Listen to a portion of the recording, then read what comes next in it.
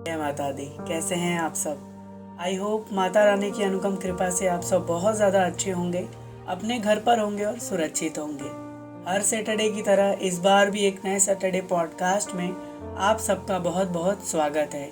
मेरा नाम है आयुष और आप सुन रहे हैं सैटरडे पॉडकास्ट। इस सैटरडे पॉडकास्ट में एक बार फिर से हम आप सबके समक्ष श्री माता वैष्णो देवी की यात्रा से जुड़ी एक और नई कहानी प्रस्तुत करने जा रहे हैं।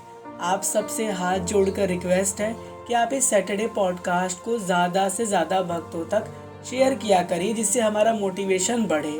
मैंने देखा है कि रिसेंटली सैटरडे पॉडकास्ट पर आपने बहुत प्यार नहीं दिया, आपने शेयर नहीं किया। आपको ये पता होना चाहिए कि ये सैटरडे पॉडकास्ट में कितनी ज़्यादा एफर्ट लगती है। किसी और की स्टोरी को अपने लैंग्वेज में ट्रांसलेट करके आप तक पहुंचाना ये कितना ज़्यादा टफ है, लेकिन फिर भी हम ये इसीलिए करते हैं ताकि आप सब तक माँ भगवती की कई सारी स्टोरी पहुंचती रहे, उनकी कहानियाँ आप सब इसी तरह से सुनते रहे। आप सबका जो आस्था है, श्रद्धा है, विश्वास है, वो और ज़्यादा बढ़ता रहे माता रानी के प्रति। चलिए, लास्ट गुजारिश तो यही रहेगी। आज की सैटरडे पॉडकास्ट की शुरुआत करने से पहले हम बहुत बहुत शुक्रिया अदा करेंगे नवीन जी का, जो कि यूपी अयोध्या के रहने वाले हैं। अयोध्या जो कि हमारे भगवान श्री राम जी का जन्मभूमि है, वहाँ के ये निवासी है और इन्होंने अपनी स्टोरी हम तक साझा की। इसके लिए इनका दिल से धन्यवाद। चलिए आज की स्टोरी की शुरुआत करते हैं। हम तक नवीन जी ने अपनी प्यारी सी स्टोरी व्हाट्सएप वॉइस मैसेज के थ्रू शेयर की है। अगर आप भी करना चाहते हैं तो दिए गए व्हाट्सएप नंबर पर वॉइस मैसेज करके अपनी स्टोरी भेज सकते हैं। इसके साथ साथ हमने अपना ईमेल आईडी दे रखा है, आप चाहें तो हमें ईमेल भी कर सकते हैं। नवीन जी बताते हैं कि ये माता रानी के दरबार जाने के लिए बहुत ज़्यादा इच्छुक रहते थे, लेकिन ये जा नहीं पाते थे।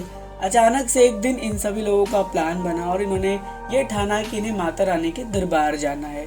हालांकि इनके किसी प्रकार से कोई गार्जियन इनके साथ नहीं जा पा रहे थे, जिस कारण से इन्हें एक छोटी सी झूठ बोलनी पड़ी।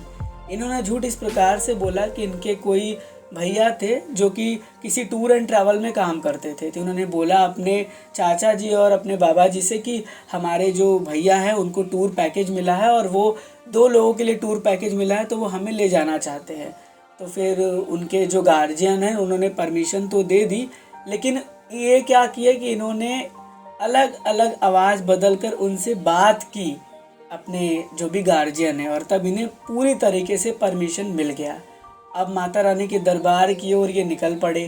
फाइनली ये जम्मू पहुँचे। रात की यात्रा इन्होंने अपनी माता रानी के पवित्र बाणगंगा से शुरू की और माता रानी के भवन सुबह में पहुंचकर दर्शन वर्शन करके अब वो रिटर्न की ओर बढ़ने लगे, यानी कटरा की ओर प्रस्थान करने लगे।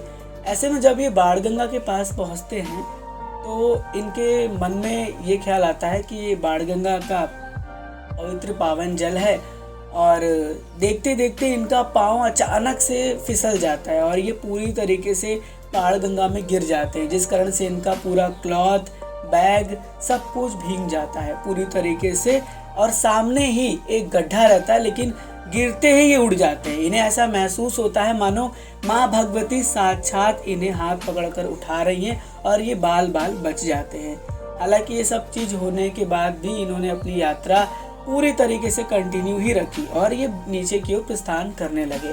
हालांकि इनके जितने भी साथी के ग्रुप के लोग थे वो ऊपर ही थे और इन्होंने सोचा कि चलो आगे बढ़ के वहीं पर हम रुके रहेंगे बाणगंगा से, जहाँ पर ये लिखा हुआ है कि ताराकोटा मार्ग जाने का रास्ता है, जहाँ पर गुलशन कुमार जी का लंगर है, वहीं पर ये इंतजार करने लगे। लेकिन इनके ग्रुप के जो लोग थे वो पहुँच चुके थे ताराकोटा मार्ग जहाँ से समाप्त होता है, और वहाँ से ये आगे बढ़ने की ओर सोच रहे थे। तभी इनके ग्रुप में इनके फूफा जी थे, जिन्होंने ये कहा कि नवीन जी बोले हैं कि जो वो है वो होटल पहुंचेंगे। लेकिन नवीन जी ने कोई ऐसी स्टेटमेंट दी ही नहीं थी कि उन्हें जो है वो होटल पहुंचेंगे। उन्होंने यही कहा था कि आगे आप आते रहिए, हम आगे रुककर इंतज़ार करेंगे। तो इन सारे स्टेटमेंट को सुनने के बाद इनके ग्रुप के लोगों ने ऑटो पकड़ लिया और होटल की ओर आगे बढ़ने लगे।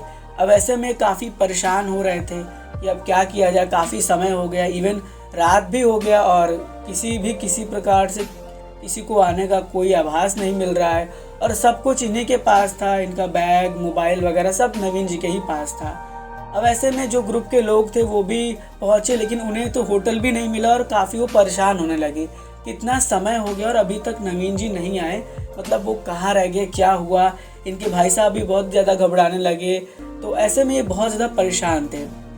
अब करते करते फिर ये क्या करते, तो इनके पास एक प्लस पॉइंट ये था कि इनके फूफा जी का इनके पास नंबर था। इन्हें बाद में ख्याल आया और नंबर वो भी वहीं का था, कटरा का। इनके फूफा जी ने वहाँ पर नंबर लिया था। तो ऐसे में इन्होंने कॉल करने की भी कोशिश की, लेकिन जानते हैं कि यात्रा पे अनजान व्यक्ति कभी किसी को फ़ोन नहीं देता कॉल करने के लिए। तो अब काफ़ी परेशान थे, कई सारे लोगों से हेल्प मांगा, लेकिन किसी ने हेल्प किया नहीं। बट ये अचानक से बैठे थे तो किसी प्रकार से दो यात्री आते हैं और उन्होंने अपनी सारी बातें इन यात्रियों से शेयर की। तो यात्रियों में से एक यात्री ने इन्हें अपना फ़ोन दिया और बोला कि आप कांटेक्ट कर लो। ऐसे में बातचीत तो हो गई, फिर इन्हें पूरा क्लियर हो गया कि वो लोग होटल पहुंच चुके हैं और ये यहाँ पर हैं, इन्हें भी होटल पहुंचना चाहिए। जब वो होटल की ओर बढ़ने लगे तो फाइनली ये पहुंच गए यात्रा गेट के पास, जहाँ से यात्रा की शुरुआत होती है। अब ऐसे में काफ़ी अंधेरा हो चुका था और ये पहली बार गए थे, तो इन्हें थोड़ा सा डर भी था। मतलब ऐसा लग रहा था कि कैसे क्या जाना है, उन्हें कुछ याद वाद था नहीं रास्ता। तो फिर इन्होंने ऑटो वाले से हेल्प ली, तो ऑटो वाले काफ़ी ज़्यादा चार्ज कर रहे थे और इन्हें काफ़ी भय भी लग रहा था कि अब ये ऑटो वाले क्या करेंगे, कहीं कहीं और ले जाकर ना छोड़ दें। ऐसे में इन्होंने माँ भगवती का नाम लिया और ये बोले कि बस अब हमें पैदल ही जाना है। ये पैदल होटल की ओर निकल पड़े। अब ऐसे जैसे ये आगे बढ़ रहे थे तो इन्हें ऐसा महसूस हो रहा था कि मानो माँ भगवती इनके साथ हैं और इनका साथ दे रही हैं आगे बढ़ने में।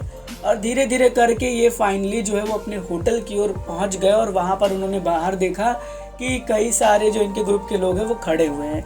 वहाँ पहुँचने के बाद इन्हें थोड़ी डांट भी सुननी पड़ी और इन्होंने भी बोला कि हमने ऐसी कोई स्टेटमेंट नहीं दी थी, तो आपको रुक के वेट करना चाहिए। तो ये थी कुछ माता रानी की प्यारी सी स्टोरी जो इन्होंने हम तक साझा की। और इन्होंने एक बात तो आकर ये कह दिया अपने मन में कि अब मैं माँ भगवती के दरबार आऊँगा तो कभी झूठ बोल के नहीं आऊँगा। तो मैं भी आपसे यही कहूँगा कि जब भी आप माता रानी के दरबार जा रहे हैं एक सच्चे मन से जाइए। देखिए, आपको अगर परमिशन ना मिले आप मत जाइए, लेकिन झूठ बोलकर कोई काम मत करिए, क्योंकि वो पता है ना कि आपकी गलतियों की सज़ा आपको ज़रूर मिलती है। तो ऐसे में आई होप कि इस स्टोरी से आपने कुछ नया सीखा होगा। मैं फिर से नवीन जी को धन्यवाद देता हूँ कि उन्होंने अपनी प्यारी सी स्टोरी हम तक साझा की। ट्रेन राइडर को इस काबिल समझा कि अपनी स्टोरी इन्होंने हमें बताया। अगर आप भी अपनी स्टोरी हम तक साझा करना चाहते हैं तो दिए गए व्हाट्सएप नंबर पर, साथ ही साथ ईमेल आईडी पर अपनी स्टोरी हम तक साझा कर सकते हैं। फिर मिलेंगे किसी नेक्स्ट सैटरडे पॉडकास्ट में। मेरा नाम था आयुष, आप जुड़े थे आपके प्यारे यूट्यूब ट्रेन राइडर चैनल के साथ, सुन रहे थे Saturday podcast. God bless you all. जय हिंद, जय माता दी।